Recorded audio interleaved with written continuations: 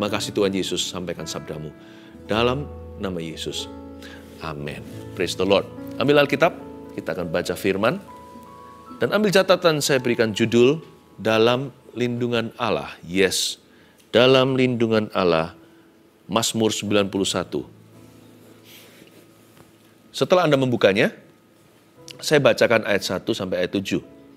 Orang yang duduk dalam lindungan yang maha tinggi dan bermalam dalam naungan yang maha kuasa, akan berkata kepada Tuhan, tempat perlindunganku dan kubu pertahananku, Allahku yang kupercayai. Sungguh, dialah yang akan melepaskan engkau dari jerat penangkap burung, dari penyakit sampar yang busuk. Dengan kepaknya ia akan menudungi engkau, di bawah sayapnya engkau akan berlindung. Kesetiaannya ialah perisai dan pagar tembok. Engkau tak usah takut terhadap kedahsyatan malam, terhadap panah yang terbang di waktu siang, terhadap penyakit sampar yang berjalan di dalam gelap, terhadap penyakit menular yang mengamuk di waktu petang. Walau 1000 orang rebah di sisimu dan 10.000 di sebelah kananmu, tapi itu tidak akan menimpamu. Tahukah bahwa hidup kita itu jauh lebih aman daripada yang kita kira? Asal kita punya Yesus loh ya. Kalau enggak, buat apa kita memperoleh seluruh dunia, kehilangan nyawanya, mati, masuk neraka. Tapi kalau kita punya Yesus ya, worst come to worst, skenario terburuk sekalipun, mati adalah keuntungan. Jadi kita itu aman. Nama kita sudah tertulis dalam kitab kehidupan. Tiap pagi kita punya satu alasan untuk bersyukur, sekalipun jikalau hati dan batin kita habis lenyap, 1000 orang rebah di satu sisi, 10.000 di sebelah kiri. Kita tetap bisa bersyukur. Thank you Jesus. Tiap pagi berkata, terima kasih Tuhan. Namaku tertulis di dalam kitab kehidupan. Dalam lindungan Allah. Kalau Anda sudah dalam Kristus, Anda dalam lindungan Allah. Kalau Anda sudah di dalam iman kepada Tuhan Yesus, Anda dalam keselamatannya. Orang yang duduk dalam lindungan yang maha tinggi dan bermalam dalam naungan yang maha kuasa. Garis bawahi kata orang yang duduk. Kalau Anda sedang bicara dengan seseorang, orang itu berdiri, diajak duduk nggak mau, lalu tiba-tiba mengalihkan perhatian, dia tetap berdiri, berarti dia nggak mau lama-lama berbicara. Anda harus peka. Jangan diajak bincang-bincang untuk waktu yang lama. Orang itu mungkin keburu harus pergi. Atau mungkin dia nggak kerasan bicara dengan kita. Ya jangan dipaksa. Tapi kalau orang itu duduk, tiba-tiba dia ambil kursi, lalu dia seret kursinya, lalu dia duduk ngomong sama Anda, tatap muka, bahkan letakkan tangannya di atas meja seperti ini, berarti dia siap untuk mendengarkan Anda. Inilah postur tubuh orang yang hidup dalam lindungan Allah. Perlindungan Tuhan itu bukanlah suatu pulsa yang Anda isi sebentar. Perlindungan Allah itu diperoleh lewat hubungan yang terus-menerus. Dalam orang yang duduk, belajarlah duduk dalam hadirat Allah seperti Maria. Jadilah residen, bukan visitor dalam hadiratnya. Jangan jadi pengunjung, jangan jadi tamu kalau sama Yesus itu. Jadilah orang yang tinggal di sana. Jadilah penghuni. Jadilah orang dalam. Orang yang duduk dalam lindungan yang maha tinggi, itu orang yang menjadikan Yesus Kristus sebuah tempat regulernya. Lalu nggak hanya itu, orang yang duduk dalam lindungan yang maha tinggi, kata lindungan di situ dalam bahasa Inggrisnya secret place. Demikian pula dalam bahasa aslinya. Itu menandakan suatu tempat yang terus-menerus dikunjungi sampai-sampai tempat itu menjadi tempat duduk yang dia sudah hafal. Kalau Anda pergi ke sebuah restoran, Anda terus ke sana, lama-lama waiternya juga akan mengenali Anda dan berkata, oh mau duduk di sebelah sana, yang lalu Anda duduk di situ. Kalau setiap bulan duduk di sana, apalagi setiap minggu, tempat itu rasanya hanya direservasi untuk Anda. Lama-lama sebuah tempat berkunjung menjadi tempat yang sudah personalized, menjadi tempat pribadi. Dalam lindungan yang maha tinggi, itu bicara soal secret place, personal hotspot. Di tempat itu Anda selalu ketemu dengan Tuhan. Kalau saya sih pagi hari sebelum saya turun dari ranjang, saya sudah kunjungi hadirat Tuhan. Saya berdoa berbahasa roh, karena saya tidak tahu apa yang akan saya hadapi. Saya doa berbahasa lidah, karena saya nggak ngerti apa yang harus tepatnya saya doakan. Saya mempersiapkan diri untuk sesuatu yang tidak saya duga. Saya mengundang rencana Allah. Lebih baik saya dapat kejutannya langsung dari hadirat Allah daripada dari kehidupan. Karena kehidupan biasanya menyimpan kejutan yang tidak saya inginkan. Tapi kalau Tuhan selalu mempersiapkan tempat yang frequently I visit, tempat yang selalu saya kunjungi lama-lama menjadi tempat pribadiku, yaitu sebelum saya turun dari tempat tidur. Lalu saya pergi ke ruang belajar saya. Di meja kecil itu saya ambil Alkitab, saya Bible study. Itulah hotspotku, itulah my secret place. Do you have one? Tapi puji Tuhan, Rabu dan Sabtu juga menjadi tempat, menjadi lindungan yang maha tinggi buat kita semuanya. Saat teduh ini, live-nya Rabu dan Sabtu ya, banyak yang tanya, sebenarnya hari apa sih saya kok selalu kelewatan? Dicatat, Rabu dan Sabtu. Ya, pukul 7 waktu Indonesia bagian Barat menjadi waktu yang sudah reguler kita bertemu dalam hadirat Allah secara korporat. Menjadi secret place kita bersama yang mana tidak lagi secret bagi kita semuanya. It's a secret place that is not so secret anymore. But it's still a secret place karena ketika kita masuk di hadirat Allah seperti ini, kita masuk ke dalam perlindungannya. Dia berbicara ke dalam kehidupan kita. Orang yang duduk dalam lindungan yang maha tinggi adalah orang yang konsentrasi ketika masuk hadirat Allah. Dia nggak asal-asalan. Jangan hanya mau datang ke hadirat Tuhan kalau ada perlunya doang. Perlu nggak perlu, butuh nggak butuh, visit regularly. Tiap hari, jadikan makanan sehari-hari seperti orang Indonesia makan nasi. Lapar nggak lapar, pagi siang malam bahkan. Ada juga orang yang breakfast makan pagi langsung makan nasi putih yang banyak. Saya nggak tahu itu apa sehat atau enggak. Tapi itu udah jadi kebiasaan kita orang Indonesia. Jadikan hadirat Allah itu tempat yang Anda sering datangi. Anda sering masuk ke dalamnya. Perlindungan itu hubungan. Bukan kalau kita lagi rasa nggak aman, kita datang teriak-teriak sama Tuhan, tolong aku, bantu aku Tuhan, lindungi. Alangkah baiknya sedia payung sebelum hujan. Kenal Tuhan dulu sebelum butuh. Orang yang duduk dalam lindungan yang maha tinggi dan bermalam dalam naungan yang maha kuasa. Kata bermalam dalam naungan yang maha kuasa, khususnya kata naungan di situ artinya shadow. In the shadow of the Almighty, kata naungan di situ adalah bayang-bayang. Ini bukan berarti suruh di tempat remang-remang. Bayang-bayang bukan berarti ya kita dapat bayang-bayangnya saja. Kita nggak dapat pribadinya, bukan. Yang bermalam dalam naungan yang maha kuasa, in the shadow of the Almighty, kata naungan atau bayang-bayang di situ berarti kita itu sedekat itu sama Tuhan. Hanya orang yang berjalan dekat dengan seseorang baru kena bayangannya. Betul nggak? Kalau Anda jauh 100 meter gitu mungkin nggak kena bayangannya, sekalipun bayangan bisa melonjong di jam tertentu siang hari. Apalagi kalau 1 kilometer jauhnya.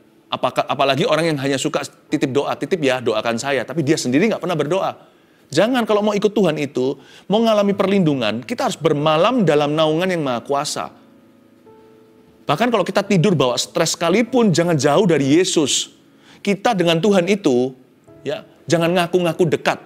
Nanti kita so akrab, padahal Tuhan, bahkan padahal kita belum terlalu mengenal Tuhan atau dewasa iman. Makanya itu, untuk kita bisa merapat sama Tuhan seperti ini, saya sendiri nggak berani mengaku bahwa saya orang yang terlalu dekat dengan Tuhan. Saya belajar dan saya ingin dekat, lebih dekat padanya, iya. Tapi minimal satu hal yang saya bisa janjikan. Saya mau tidak berjarak dengan Tuhan. Kalau sama Tuhan terpaksa saya berjarak, nggak boleh lebih dari bayang-bayang.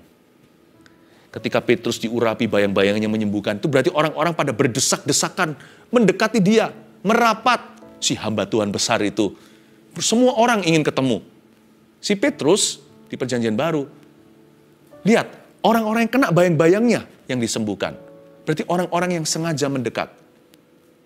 Mungkin mereka tidak bisa memegang dia. Mungkin semua orang lagi berdesakan. Semua orang senggol-senggolan ingin mendekat pada Yesus. Tapi ada satu wanita yang berhasil secara curi-curi memegang puncak jubahnya. Berhentilah pendarahannya, 12 tahun padahal. Mungkin Anda tidak merasa dekat dengan Tuhan, nggak apa-apa. Mendingan Anda merasa jauh, membuat Anda sadar untuk mendekat. daripada orang yang sok dekat padahal jauh. Saya mau jadi orang yang ke-1. Saya merasa belum cukup dekat dengan Yesus. Saya merasa masih jauh. Masih jauh saya ini kalau dibandingkan dengan Kristus. Ku mau menjadi seperti Kristus, masih jauh. Tapi saya bertekad untuk mendekat. Sedekat bayang-bayangnya. Berarti itu hanyalah satu uluran tangan, satu uluran lengan. Sama Tuhan itu mendekatlah. Itu kata naungan, in the shadow of the Almighty. Sebuah panggilan to come near. Shadow means nearness. Bayang-bayang artinya kedekatan. Dia akan berkata kepada Tuhan, ayat 2, tempat perlindunganku dan kubu pertahananku, Allahku yang kupercayai. Ayat 2 akan berkata kepada Tuhan. Jadi kalau kita semakin dekat sama Tuhan, mulut kita yang pertama-tama berubah. Maka mulut kita akan berkata kepada Tuhan, tempat perlindunganku dan kubu pertahananku, Allahku yang kupercayai. You see, boast your faith, not your doubt. Kalau Anda harus bermegah, bermegahlah akan Kristus. Kalau Anda harus membual, bualkan kebaikannya. Kepada dirimu, bukan kepada orang lain.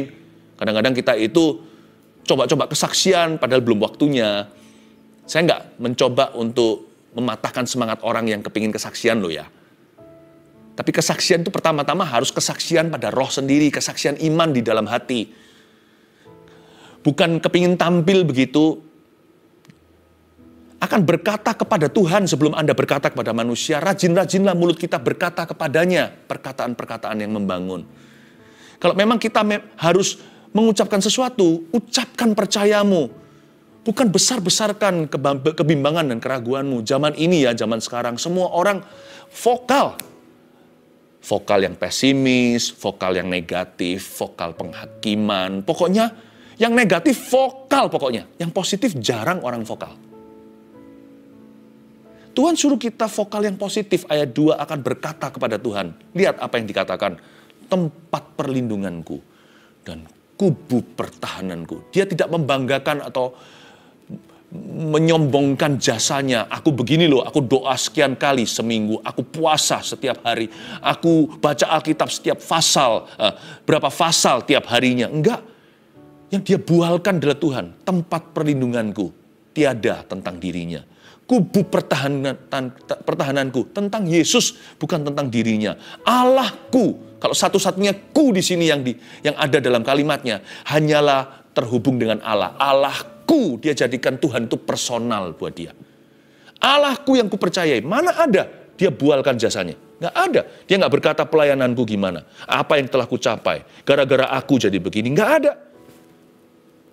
Kalau nggak hati-hati, kesaksian kita kepada manusia isinya tentang diri kita. Tuhan hanyalah hamba kita. Bumbuin tuh kesaksian kita supaya tampak rohani. Padahal semua kesaksian kita me. Belajar untuk melatih dirimu punya kesaksian iman dulu di hati. Belajar melatih mulut kita untuk membangun diri sendiri. Antara kita dengan Tuhan in the secret place where no one will see. Di sebuah tempat tersembunyi. Di dalam perlindungan yang maha tinggi. Dalam naungan yang maha kuasa. Tidak ada sepasang mata melihat kita kecuali mata Tuhan. Dan mata kita sendiri. Belajar untuk punya kesaksian roh. Saya juga memberikan sedikit pesan ya bagi orang-orang public figure yang bertobat terima Yesus. Please be selective. Artis selebriti contohnya, sedikit masukan. Selektif untuk menerima pesanan, undangan untuk kesaksian. Anda harus tanya dengan baik-baik. Kadang-kadang perlu menolak. Kadang-kadang boleh juga, ya oke kali ini. Jangan kita jadi aji mumpung dengan semua kesempatan. Kadang-kadang, seringkali Tuhan tidak ingin Anda gembar-gembor. Tuhan ingin Anda bertumbuh dalam perkara sederhana. Kalau di gereja kami, gereja yang saya gembalakan, baik public figure yang bertobat, kami selalu menahan diri untuk tidak eksploitasi. Sebab pertumbuhan gereja tidak berdasar kesaksian istimewa. Pertumbuhan gereja berdasarkan kesaksian hidup jemaatnya. Kesaksian orang biasa itu outnumbering, mengalahkan dalam jumlah kesaksian orang-orang khusus yang diselamatkan Yesus. Itu jauh lebih mempan untuk memenangkan seluruh bumi. Bukan 1-2 yang sifatnya luar biasa. Mendingan gabung di dalam sel grup CG, Connect Group atau kelompok sel.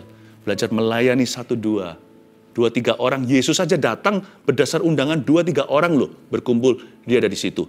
Bukan 2.300, 2.000, 3.000. Yesus pun dah hadir hanya karena 2 atau 3 orang. Belajar untuk setia dengan 2-3 saudara seiman. Latih dirimu beribadah. Belajar untuk melayani sesama. Nanti tumbuh dari sana kan naik. Tumbuh dari sana pengaruhnya naik.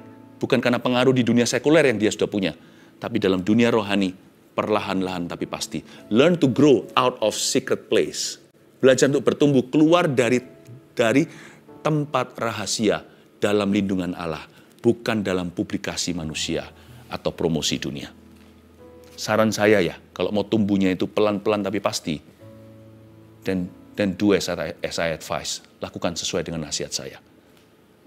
Akan berkata kepada Tuhan, tempat perlindunganku dan kubu pertahananku. Allahku yang kupercayai. Kata Allahku di situ.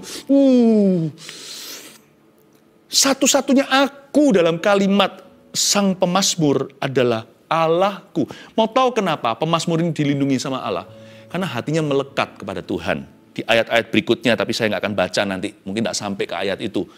Karena hatinya melekat kepadaku, aku akan meluputkannya. Karena dia melekat. Saul itu, ketika dia berdosa, ditegur sama Samuel. Lalu kan dia tersinggung nih, ceritanya di depan banyak orang. Tolonglah Pak Nabi, Pak Pendeta hormati saya di depan semua bangsa. Jikalau kamu menghargai aku akan kembali melayani. Are you ready? Kalau Anda baca perjanjian lama, cek sendiri nanti. Kalau kamu menghargai aku akan kembali untuk melayani Allahmu. Dia tidak pernah menyebut Tuhan itu Allahku. Dia hanya menyebut Tuhan dengan nama kenamaannya, Allah.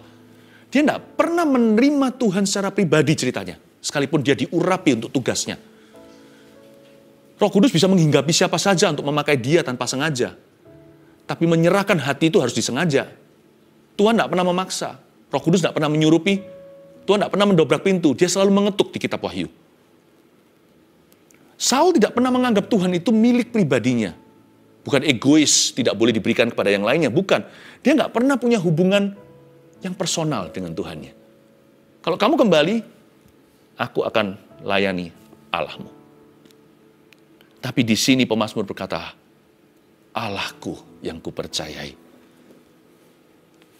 Saya mau dorong Anda, jadikan Yesus Tuhan dan Juru Selamat pribadimu dengan segala resiko. Kalau perlu, kalau memang harus ditinggal oleh teman, ya sudah. Kalau memang harus dikucilkan, apa boleh buat? Kalau boleh, jangan terjadi sih. Kita doakan supaya cawan ini dilalukan, ya kan? Tapi kalau terpaksa, apa boleh buat? Karena barang siapa mengasihi aku dan tidak membenci ayah, ibunya, saudaranya, dan sebagainya. Bukan disuruh benci. Bukan. Tapi cinta akan Tuhan dan cinta akan orang yang paling kita cintai di dalam hidup ini. Dibandingkan kayak cinta dan benci. Paham maksud saya? Tuhan bukan ajari kita untuk membenci ayah ibu. Malah firman Tuhan ajari untuk menghormati. Kalau enggak panjang umur nih. Tapi dibandingkan dengan cinta kita kepada Tuhan. Bandingkan itu dengan cinta kita kepada orang yang paling kita kasih. Itu kayak kasih dan benci. Segala resiko. Bahkan kalau perlu Anda dibenci oleh orang lain gara-gara imanmu. Bukan karena kejahatan atau dosamu. Jadikan Yesus Tuhan dan Allahmu. Beberapa orang ada yang diusir juga. Saya doakan jangan terjadi ya. Tapi jadikan Yesus sebagai Tuhan dan Allahmu secara pribadi. Make Him your personal Lord and Savior. Percuma kalau kita mengikuti terus firman Tuhan lewat saat teduh gini contohnya. Tapi kita nggak pernah berkunjung mengambil keputusan. Berarti Tuhan tidak pernah jadi milikmu. Tuhan hanyalah numpang lewat atau lalu lalang. Anda dan saya nggak bisa masuk surga hanya karena pernah dijamah Tuhan. Anda dan saya suatu hari masuk surga karena kita pernah menerima Tuhan. Secara pribadi dan materainya adalah jikalau Anda dibaptis. Sama Tuhan tuh jangan melulu pacaran. Masa mau pacaran terus? Kapan kawinnya? Kok nggak berani pasang cincin? Kenapa? Hayo. Coba pikirkan. Kok berani mesra? Tapi kalau komitmen, langsung takut dan pergi dan lari. Kecuali kalau Anda adalah penyamun yang disalibkan di samping Yesus. Kaki tangan udah terpaku. Nggak bisa turun, dibaptis, melayani. lalu jalani hidup baru. Tapi waktu dia terima Tuhan di atas sana, kalau dia bisa, saya yakin dia akan turun dari salib itu, dia akan dibaptis di sungai Yordan seperti Yesus. Ini kan kejadiannya di Yerusalem atau di Israel. Kalau Anda mungkin di kolam baptisan, dia pasti akan turun dan dia akan melayani Tuhan. Orang itu pasti jerah dengan dosanya dan dia pasti serahkan sisa hidupnya untuk Tuhan.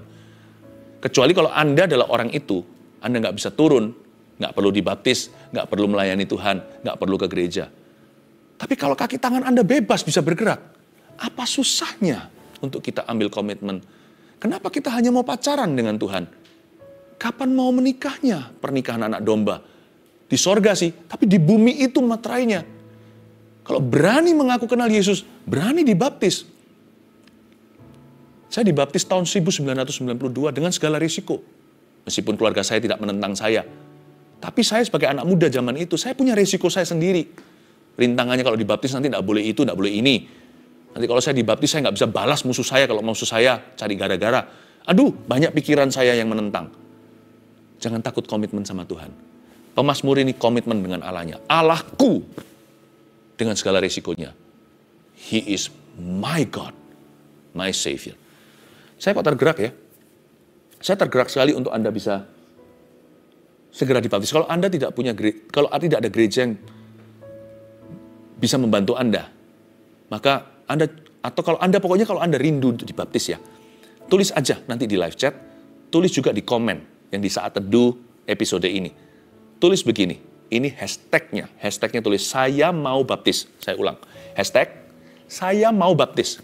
Udah nanti saya minta sama tim saat teduh, please dengarkan yang di balik layar sekarang bisa mendengarkan suara saya. Tolong masing-masing yang perlu bantuan, mereka yang mengutarakan kerinduan, saya mau dibaptis, tolong dibantu sebaik mungkin. Saya ucapkan terima kasih, yo pastor, thank you. Oke, saya berterima kasih dulu kepadamu. Saya minta bilangnya dia atau nya, jangan tiba-tiba berubah menjadi mu atau engkau. Nggak enak, lagunya nggak konsisten, kecuali ada maksud ilahi. Ini nggak iseng sih.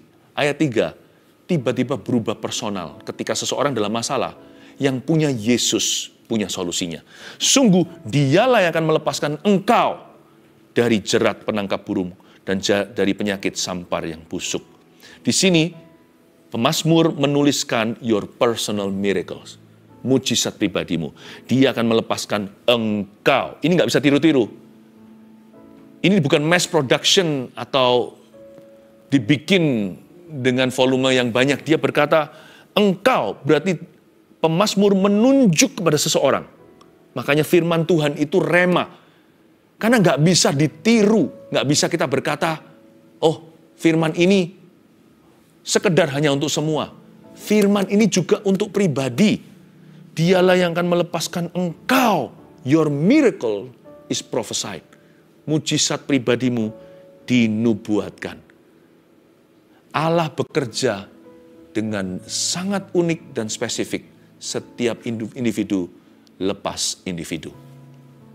Sungguh dialah yang akan melepaskan engkau dari jerat penangkap burung. Kata melepaskan di sana itu artinya dua. Keep you from or deliver you from. Tuhan itu kedua-duanya. He's the keeper and deliverer. Melepaskan engkau dari jerat penangkap burung itu bisa jadi mencegahmu untuk jatuh ke situ. Jadi belum terjadi.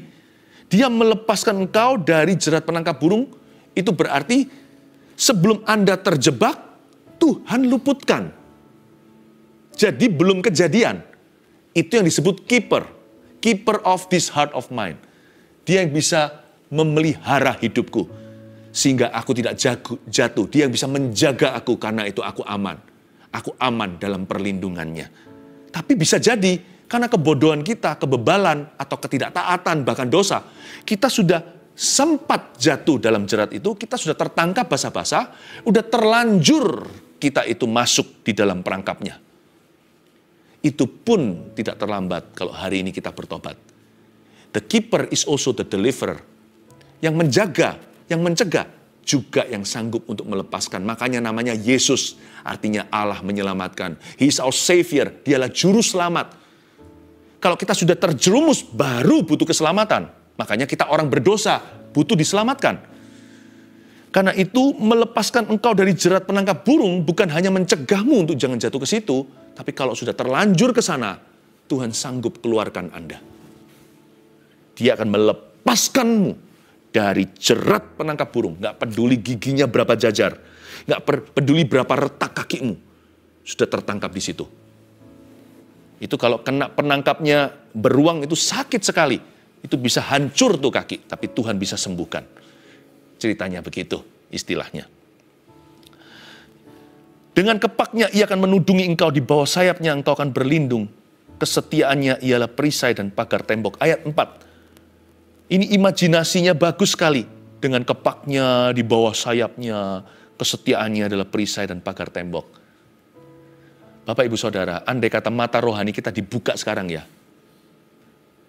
Tahu nggak, serangan terhadap kita jauh lebih mengerikan daripada yang kita duga. Tapi ternyata kita hidupnya jauh lebih aman daripada yang kita kira. Andai kata mata roh kita dibuka, alam roh ini terjadi berdarah-darah peperangan di dunia malaikat. Tenanglah jiwamu dalam naungan sayapnya. Di bawah sayapnya engkau akan berlindung. Andai kata mata rohani kita tercelikkan, kita akan melihat. Kita itu bisa sekarang masih aman sekalipun tidak bebas masalah. Anda dan saya harus berterima kasih jutaan kali. Bahwa ternyata things could have been worse. Ternyata segala sesuatu bisa jauh lebih parah daripada yang Tuhan izinkan terjadi di hidupmu hari ini. Gara-gara di bawah sayapnya kita berlindung. Andai kata mata iman kita terbuka, kita akan melihat Tuhan selama ini yang melindungi. Batu yang kena ke kita itu hanya kerikil. Batu besarnya udah hancur di punggung Yesus yang dipukuli. Ayat 5, engkau tak usah takut. Ini sebuah ajakan. Tidak usah takut terhadap kedahsyatan malam, terhadap panah yang terbang di waktu siang, terhadap penyakit sampar yang berjalan di dalam gelap, terhadap penyakit menular yang mengamuk di waktu petang. Garis bawah, engkau tak usah takut. Izinkan saya mengucapkan firman ini langsung ke telinga Anda. Please don't be afraid. Engkau tidak usah takut. Kata tak usah itu indah. 1:1000 maksudnya. Kejadian permasalahan yang kita alami maksudnya kejadian itu hanya 1:1000. Biasanya ketika kita mengalami penderitaan sesungguhnya, itu 1 contohnya. Dibanding dengan 1000 ketakutan kita, overthinking. Ketakutan yang menyiksa kita. Yang tidak akan terjadi. Biasanya hidup kita jauh lebih menderita karena khawatir daripada kejadian sesungguhnya. Ya enggak? Makanya itu Alkitab berkata, engkau enggak usah takut. Enggak usah takut. Hadapi ketakutan yang nyata. Enggak usah khawatir berlebihan. Burung di udara dia pelihara. 1:1000, sungguh. Kejadian sesungguhnya itu 1. Bukan berarti masalah kita sedikit. Enggak, masalah bisa banyak. Tetapi tetap kekhawatiran kita jauh lebih banyak kalau kita mau jujur. Kalau kita mau operasi hati, ketakutan kita itu berlebih. Lebih besar ketakutan kita daripada kejadian sesungguhnya yang menimpa. Ya enggak? Karena itu Tuhan berkata, engkau enggak usah takut. Hadapi aja yang 1. 1 ditambah 1 sama dengan 2. 2 ditambah 2 sama dengan 4. 4 ditambah 4 sama dengan 8. Count your blessing one by one. And count your problem one by one too. Nggak usah langsung stresnya 1000. Engkau tak usah takut. I speak fear. I speak faith into you. I cast away your fear. Saya ucapkan iman ke dalam telingamu. Dan saya usir rasa takut di dalam dadamu. Takut itu roh, tahu nggak? Karena kamu tidak menerima roh yang menjadikan kamu ketakutan lagi, kata firman Tuhan di perjanjian baru di dalam surat Paulus. Ketakutan itu spirit yang melumpuhkan kita dari segala aktivitas yang baik dan benar dan menghancurkan masa depan penuh pengharapan. Walau 1000 orang rebah di sisimu, ayat 7, dan 10.000 di sebelah kananmu, tetapi itu tidak akan menimpamu. 1000 orang rebah di sisi dan 10.000 di sebelah kanan, mungkin karena alasan-alasan di atas. Penyakit sampar, panah yang terbang di waktu siang, penyakit menular, jerat penangkap burung, mungkin gara-gara itu 1000 orang rebah di sisi, 10.000 di sebelah kanan. Saya ajarkan bagaimana caranya kita menghitung berkat kita. One by one, satu persatu. Kadang-kadang ilmu bersyukur itu dimulai dengan ini, bukan apa yang kita dapatkan dulu. Kalau kita mau menghitung berkat kita, pikirkan begini, kondisinya bisa jauh lebih buruk dari hari ini. Pandanglah sekelilingmu. Ya, Coba belajar untuk memandang sekeliling kita. Kita itu diluputkan dari apa yang telah membuat 10.000 orang rebah. Saya ulang lagi. Kalau mau hitung berkatmu one by one, hitung ini dulu. Seharusnya bisa lebih parah. Lihatlah sekelilingmu, pandanglah. Apa yang orang lain alami, yang membuat 10.000 rebah, namun diluputkan dalam hidup Anda. Jadi jangan ngomel untuk sesuatu yang belum Anda punya. Jangan inginkan apa yang Anda tidak miliki. I'm not happy, aku tidak happy kalau aku tidak punya itu, tidak punya ini. Ada orang lain yang lebih parah dari hidupmu, Anda diluputkan. Bukan berarti kita happy ya lalu kita berbangga-bangga dan berkata, aku tidak semalang orang itu. Jangan begitu. Makanya itu kita juga harus belajar untuk berbelas kasihan kepada mereka yang menderita. Jangan kita sok-sokan mentang-mentang kita nggak kena. Lalu kita berkata orang itu nggak dilindungi, aku dilindungi, jangan-jangan besok Anda yang kena. Tapi kalau kita nggak kena, orang lain kena. 10.000 orang rebah gara-garanya, tapi Anda nggak apa-apa. Harusnya itu menimbulkan rasa peduli dan belas kasih dalam diri Anda. Pertama-tama berkata, terima kasih Tuhan kau meluputkan. Lalu setelah itu jangan berbangga di atas penderitaan orang. Aku nggak kena yang kamu kena. Jangan begitu, itu kesombongan. Orang yang sombong akan jatuh. Pertama-tama bersyukur dulu, terima kasih Tuhan, aku engkau luputkan, aku dan keluargaku. Setelah itu berkata, Tuhan, aku doakan untuk mereka yang menderita. Jangan hakimi mereka. Menangislah dengan orang yang menangis, layani orang yang menderita. Doakan mereka dan temukan peran Anda. What can I do to help them? If I'm more fortunate, kalau aku jauh lebih beruntung ceritanya, tidak ada luck. Kalau aku hari ini dilindungi, jangan hakimi orang yang mengalaminya, bukan berarti mereka tidak dilindungi oleh Tuhan. Tapi kalau Anda diluputkan, harusnya doa Anda ada ruang untuk berkata, kalau aku telah Engkau luputkan ya Tuhan, aku berterima kasih dulu, sekarang beritahu apa yang bisa kulakukan untuk membantu mereka ini yang malang. Itu akan membuat Tuhan semakin bangga sama Anda. Tapi kalau Anda dan saya jadi Ayub yang kena, juga jangan diiri dengan orang lain. Berterima kasihlah orang itu tidak kena. Orang itu tidak mengalami musibah yang sama yang menimpa Anda. Tapi setelah itu mintalah kekuatan dari Tuhan untuk supaya Anda setia dan keluar daripadanya. Respon yang benar itu membuat kita terus bisa diam di dalam perlindungan Allah. Hitunglah berkatmu one by one. Apa yang membuat orang lain rebah, tapi tidak menimpa Anda. Sudahkah Anda berterima kasih untuk hal-hal itu? Andai kata mata rohani Anda dibuka, ternyata berdarah-darah di dunia malaikat. Tapi Anda diluputkan. Pernahkah Anda berterima kasih untuk sesuatu yang seharusnya terjadi, namun tidak terjadi? Dibutuhkan iman untuk kita melihat bahwa harusnya kejadian, tapi Tuhan luputkan. Have you ever thank God for what has not happened to you? Pernah bersyukur enggak untuk sesuatu yang tidak pernah terjadi atasmu? Kenapa kita keluhkan apa yang tidak pernah terjadi atas kita, apa yang kita inginkan? Kenapa Anda tidak pernah berterima kasih, saya juga, atas apa yang Tuhan batalkan di hidup kita, atas apa yang Tuhan selama ini tunjukkan perlindungan. Singkatnya, 3 poin sederhana, catat ini. Dalam lindungan Allah, judul khotbah hari ini. Yang pertama, peran kita adalah bangun hubungan secara konsisten dengan Tuhan. Sekali lagi, jangan pas butuh doang. 2, jangan overthinking. Buat apa kita menyiksa diri? 3, layani orang lain yang menderita. Ya, belajar untuk jadi berkat buat sesama. Kalau kita lebih hebat, kalau kita sehat, itu untuk melayani sesama kita. Saya juga sama kok. Hari ini saya tetap sehat, puji Tuhan, supaya bisa melayani Anda. Saya tahu saya bukan orang istimewa. Kalau saya disimpan, itu untuk Anda sekalian.